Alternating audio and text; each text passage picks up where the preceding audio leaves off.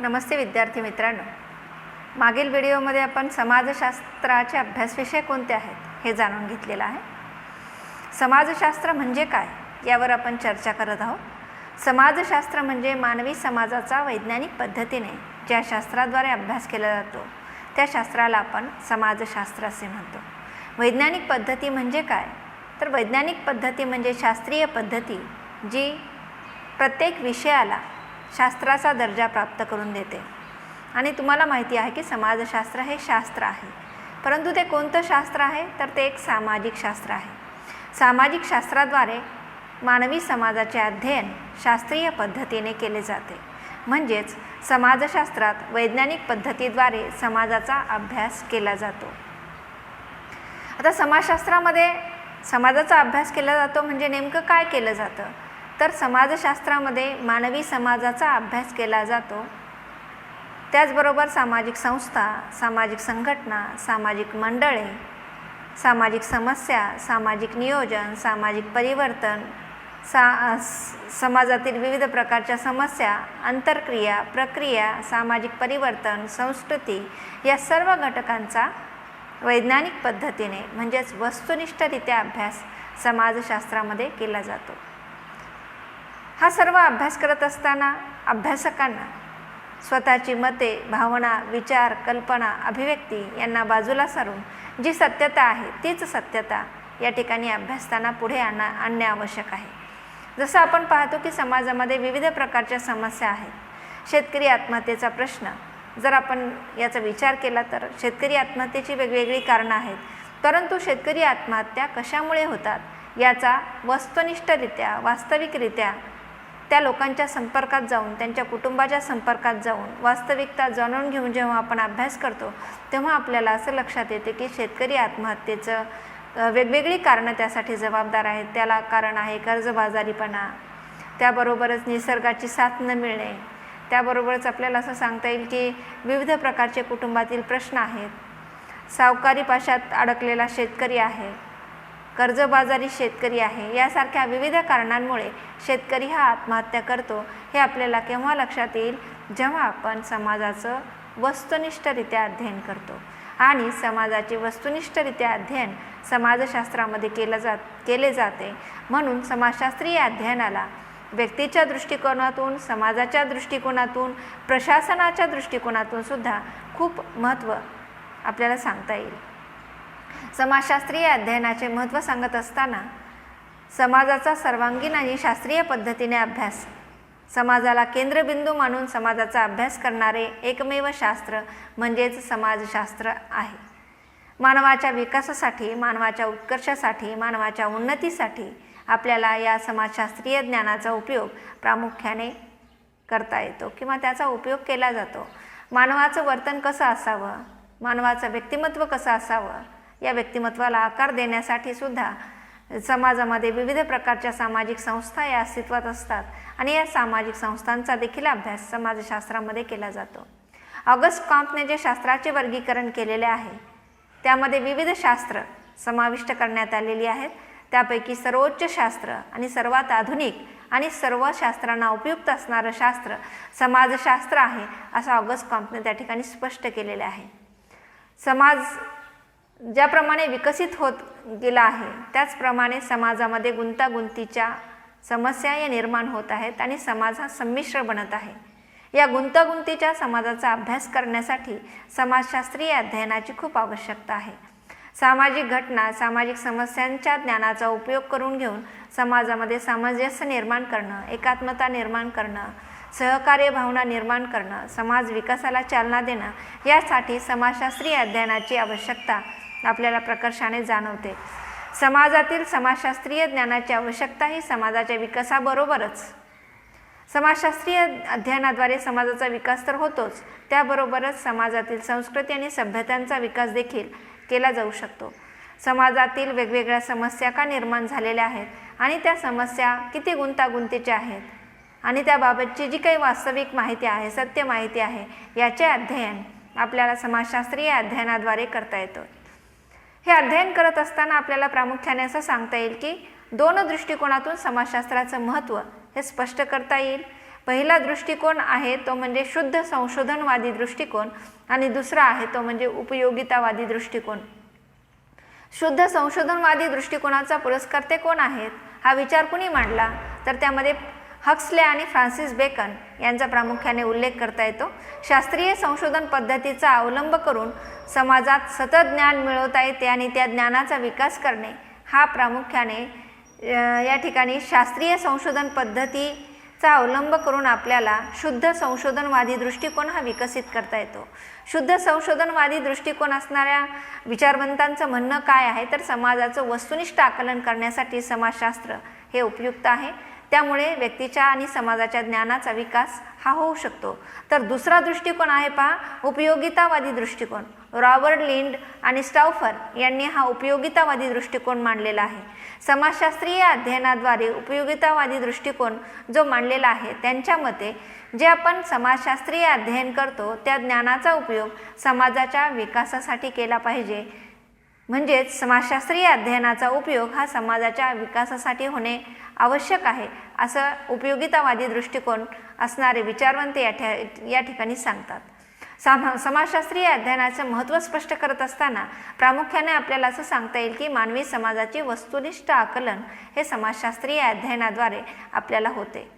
समाजशास्त्रीय अध्ययनाद्वारे मानवी समाजाचे वस्तुनिष्ठ आकलन होते म्हणजे नेमके काय तर समाजाची संरचना, समाजाचे संरचनात्मक घटक कोणते आहेत, व्यक्तिव्यक्तीतील संबंध कोणते आहेत, समाजावर नियंत्रण कसं ठेवता येतं, समाजामध्ये बदल कसा होतात, समाज अपेक्षित वर्तन कोणतं आहे, समाजाला अपेक्षित नसणारं वर्तन कोणतं आहे, विविध प्रकारच्या सामाजिक संस्था कोणत्या आहेत, सामाजिक समस्या कोणत्या आहेत इत्यादींचा शास्त्रीय दृष्टिकोनातून अभ्यास समाजशास्त्रीय अध्ययनाद्वारे करण्यासाठी या अध्ययनासाठी समाजशास्त्राची मदत ही सर्वांना घ्यावी लागते आणि समाजाच्या वस्तुनिष्ठ ज्ञानाचा उपयोग समाजातील प्रश्न सोडवण्यासाठी आणि समाजाचा विकास घडवून आणण्यासाठी प्रामुख्याने केला जातो.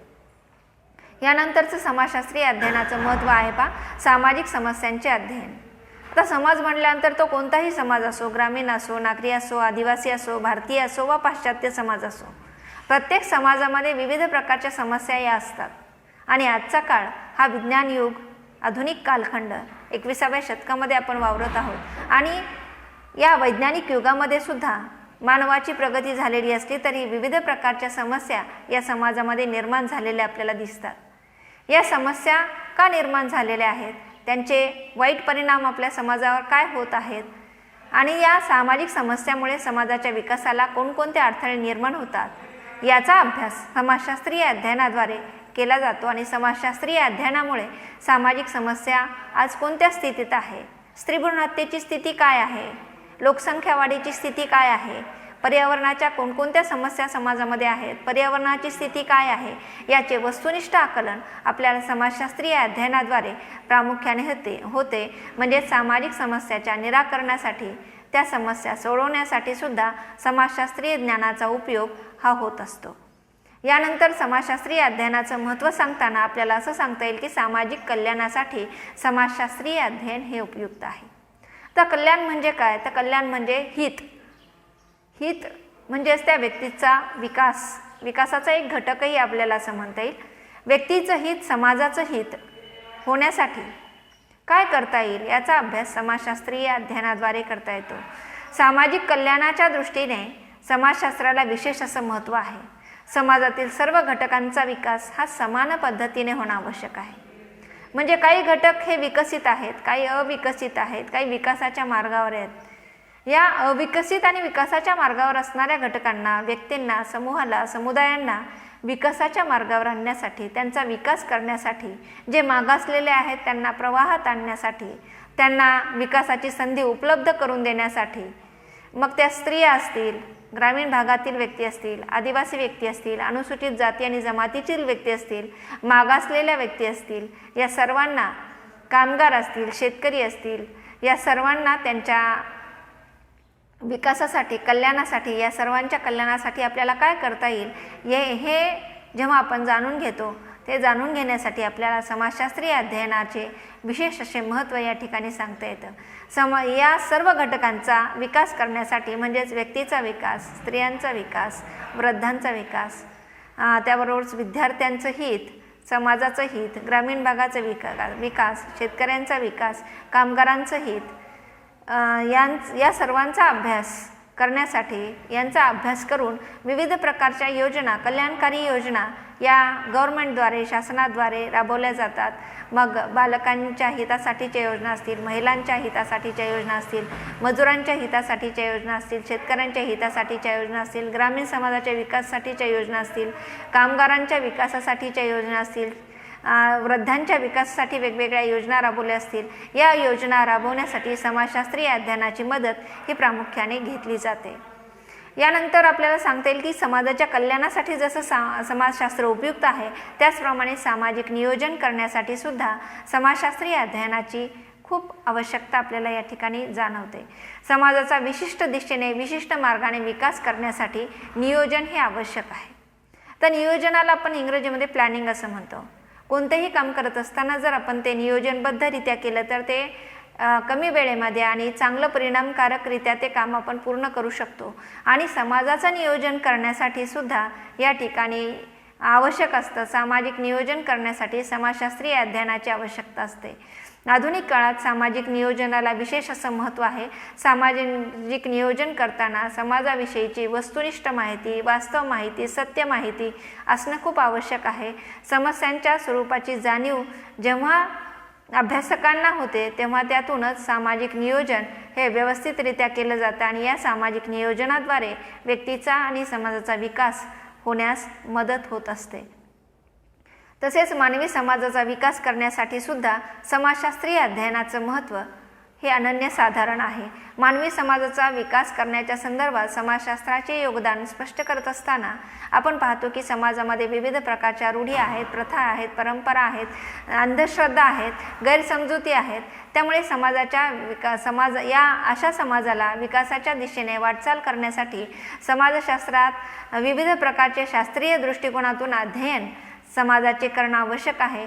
त्याचबरोबर या समाजातील सांस्कृतिक बाबी असतील, रूढी असतील, परंपरा असतील, चालीरीती असतील, धार्मिक परंपरा असतील, या कशा योग्य आहेत किंवा अयोग्य आहेत याबाबतचं ज्ञान आपल्याला समाजशास्त्रीय अध्ययनाद्वारे होतं. डोळसपणे जर आपण समाजातील विविध प्रकारच्या ज्या प्रथा परंपरा आहेत त्या जर डोळसपणे आपण पाळल्या, त्याचं जर आपण अनुकरण केलं तर त्याचा उपयोग हा व्यक्तीच्या वर्तनावर नियंत्रण ठेवण्यासाठी निश्चितच होतो. परंतु कोणतीही गोष्ट जर आपण डोळे झाकून मान्य करू लागलो, आपल्या बुद्धीला न पटणाऱ्या गोष्टींचाही विचार आपण इतर करतायत म्हणून करू लागलो तर त्याचा निश्चितच विपरीत परिणाम व्यक्तीवर आणि समाजावर झाल्याशिवाय राहत नाही. म्हणजेच समाजाच्या विकासासाठी, समाजाच्या प्रगतीसाठी, व्यक्तीच्या विकासासाठी समाजाचे वस्तुनिष्ठ अध्ययन समाजशास्त्रीय अध्ययनाद्वारे प्रामुख्याने केले जाऊ शकते आणि यातून समाजाचा विकास हा साधला जातो. ज्याप्रमाणे समाजाच्या विकासासाठी समाजशास्त्र हे महत्त्वाचं आहे, समाजशास्त्रीय अध्ययनाचा त्यासाठी उपयोग होतो, सामाजिक समस्याच्या अध्ययनासाठी उपयोग होतो, त्याचप्रमाणे व्यावसायिक महत्त्वसुद्धा आपल्याला समाजशास्त्राचं सांगता येईल. समाजशास्त्राचे व्यावसायिकदृष्ट्या महत्त्व हे आधुनिक काळामध्ये मोठ्या प्रमाणात आपल्याला मान्य करावं लागतं. समाजाचा विकास होत असताना समाज जीवनात विविध क्षेत्रात समाजशास्त्रीय अध्ययनाला महत्त्व हे प्राप्त होत आहे. त्यामुळे समाजशास्त्राच्या अभ्यासकांना रोजगाराच्या अनेक संधी या उपलब्ध होत आहेत. औद्योगिक क्षेत्रात सामाजिक सुरक्षा, रोजगार कार्यालये, बेरोजगारी, विमा योजना, सामाजिक सुरक्षा योजना, संबंधित क्षेत्रे, बालभवन, सामाजिक कल्याण, सामाजिक शिक्षण, प्रशिक्षण केंद्रे, महिला केंद्रे, कुटुंब नियोजन इत्यादी विविध क्षेत्रात समाजशास्त्रीय अभ्यासकांना या ठिकाणी नोकरीच्या संधी या मिळत आहेत. यावरून असे स्पष्ट होते की विविध क्षेत्रात समाजशास्त्रीय अध्ययनाची उपयुक्तता ही आपल्याला प्रकर्षाने जाणवते. त्याचबरोबर सामाजिक आणि धार्मिक एकता निर्माण करण्यासाठी सुद्धा समाजशास्त्रीय अध्ययनाची आवश्यकता असते. संपूर्ण समाज जीवनात सामाजिक आणि सांस्कृतिक धार्मिक विविधता आपल्याला पाहायला मिळते. एकाच देशामध्ये विविध संस्कृतीची जोपासना करणारे आणि विविध धर्माचे, विविध पंथाचे लोक एकत्र राहत असलेले आपल्याला पाहायला मिळतात. सामाजिक धार्मिक प्रश्नांबाबत अनेक प्रश्न या आपल्या समाजामध्ये निर्माण होत आहेत. यावरून सामाजिक धार्मिक एकता प्रस्थापित करणं आवश्यक आहे. समाजशास्त्रात विविध धर्म, सामाजिक जीवन आणि यांचे वस्तुनिष्ठ अध्ययन केले जाते. सामाजिक जीवन आणि धर्माचा परस्पर संबंध आणि महत्त्व समाजशास्त्रीय अध्ययनाद्वारे आपल्याला स्पष्ट करता येते. समाजशास्त्रीय ज्ञानाचा उपयोग सामाजिक आणि धार्मिक एकता निर्माण करण्यासाठी प्रामुख्याने केला जातो. धर्म हा समाजाने निर्माण केलेला आहे आणि धर्माद्वारे व्यक्तीच्या वर्तनावर नियंत्रण ठेवण्याचा प्रामुख्याने प्रयत्न केला जातो आणि हा धर्म मानवनिर्मित आहे. कोणताही धर्म, भारतात विविध धर्माचे लोक राहतात, मग विशिष्ट धर्म श्रेष्ठ आणि इतर धर्म कनिष्ठ ही जी प्रवृत्ती माणसाच्या अंगी असते ती प्रवृत्ती ही या ठिकाणी आपल्याला चुकीची आहे असं म्हणता येईल. आणि सर्वात श्रेष्ठ धर्म कोणता असेल तर तो म्हणजे मानवता धर्म. कोणताही धर्म हा अयोग्य वर्तनाचा पुरस्कार करत असलेला आपल्याला दिसत नाही, मग ते कोणताही धर्म घ्या. म्हणजेच या ठिकाणी आपल्याला असं सांगता येईल की समाजामध्ये धार्मिक आणि सामाजिक एकात्मता, सांस्कृतिक एकात्मता जोपासण्यासाठी समाजशास्त्रीय अध्ययनाची आवश्यकता आपल्याला प्रकर्षाने जाणवते. आजच्या पिरियडमध्ये आपण समाजशास्त्रीय अध्ययनाचे महत्त्व अभ्यासताना प्रामुख्याने आपल्याला असं सांगता येईल की सामाजिक नियोजनासाठी समाजशास्त्रीय अध्ययनाची आवश्यकता आहे. मग ते लोकसंख्येचं नियोजन असेल, कुटुंब नियोजन असेल, कल्याणकारी योजना राबवण्यासाठी समाजशास्त्रीय अध्ययनाचा उपयोग होतो. तसेच सामाजिक समस्यांचं स्वरूप समजून घेण्यासाठी, सामाजिक समस्या सोडवण्यासाठी, समाजावर नियंत्रण ठेवण्यासाठी समाजशास्त्रीय अध्ययनाची मदत होते. तसेच दारिद्र्य, बेकारी, गुन्हेगारी, जातीवाद, आत्महत्या, कौटुंबिक अत्याचार, कौटुंबिक हिंसाचार, वृद्धांचे प्रश्न, किशोरवयीन मुलींचे प्रश्न, त्यानंतर आपल्याला सांगता येईल की स्त्रियांवर वाढते अत्याचार, गुन्हेगारी प्रवृत्ती या सर्वांचा अभ्यास हा समाजशास्त्रीय अध्ययनाद्वारे प्रामुख्याने केला जातो. समाजशास्त्रीय अध्ययनाचा उपयोग हे व्यक्तीचे वर्तन समजून घेताना, वैयक्तिक आणि सामाजिक मन याचा अभ्यास करताना सुद्धा प्रामुख्याने होत असतो. समाजशास्त्राचा अभ्यास हा समाजातील सामाजिक समस्या का आणि कशा निर्माण झालेल्या आहेत आणि त्यांचे स्वरूप कसं बदलत आहे, त्या सामाजिक समस्यांची सोडवणूक कशा पद्धतीने आपल्याला करता येईल याचं आकलन प्रामुख्याने आपल्याला समाजशास्त्रीय अध्ययनाद्वारे करता येतं. धन्यवाद.